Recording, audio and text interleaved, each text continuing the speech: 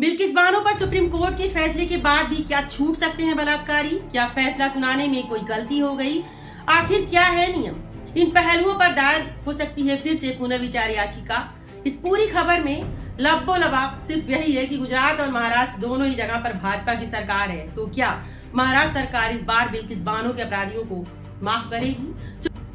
नमस्कार, मैं हूं अनामिका और आप देख रहे हैं मेरे साथ तहलका।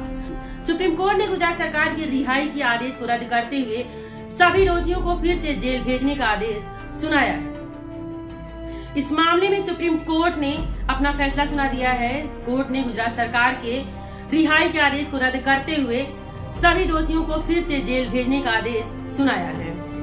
इस दौरान कोर्ट ने कुछ अहम बातें भी कही। कोर्ट ने कुछ अहम टिप्पणियां की। कोर्ट ने कहा कि गुजरात सरकार के पास अधिकार ही नहीं था कि वो दोषियों को रिहा कर सके। कोर्ट ने ये भी कहा कि महिलाओं को उनका सम्मान मिलना चाहिए।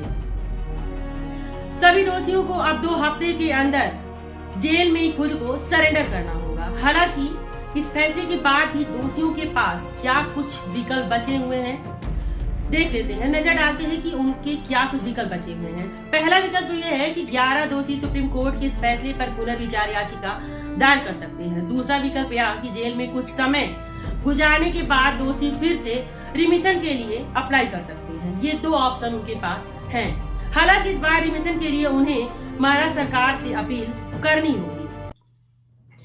भारत के संविधान का अनुच्छेद 137 सुप्रीम कोर्ट को यह ताकत देता है कि वो अपने किसी भी पुराने फैसले पर पुनर्विचार कर सकता है। सुप्रीम कोर्ट के नियम कहते हैं कि उनके किसी भी फैसले पर या उसके खिलाफ पुनर्विचार याचिका सुनाए जाने के 30 दिन के अंदर याचिका दायर होनी चाहिए और यह पुनर्विचार याचिका उसी बेंच के सामने दायर होनी चाहिए जिसने फैसला सुनाया है। अगर ऐसी कोई जानकारी या सबूत सामने आते हैं जो सुनवाई के दौरान याचिकाकर्ता के संज्ञान में नहीं था या फिर वो इसे कोर्ट के सामने पेश नहीं कर पाया था। हालांकि यह कोर्ट के विवेक पर निर्भर करेगा कि वो इस जानकारी को पेश करने के लायक माने या फिर ना माने।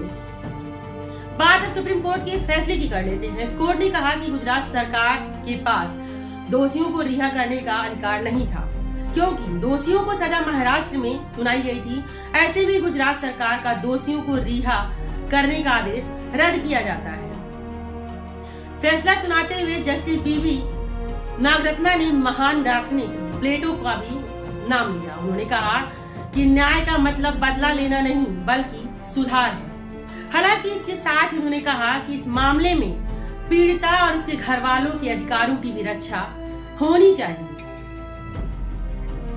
आपकी क्या है राय? कमेंट करके हमें बताएं।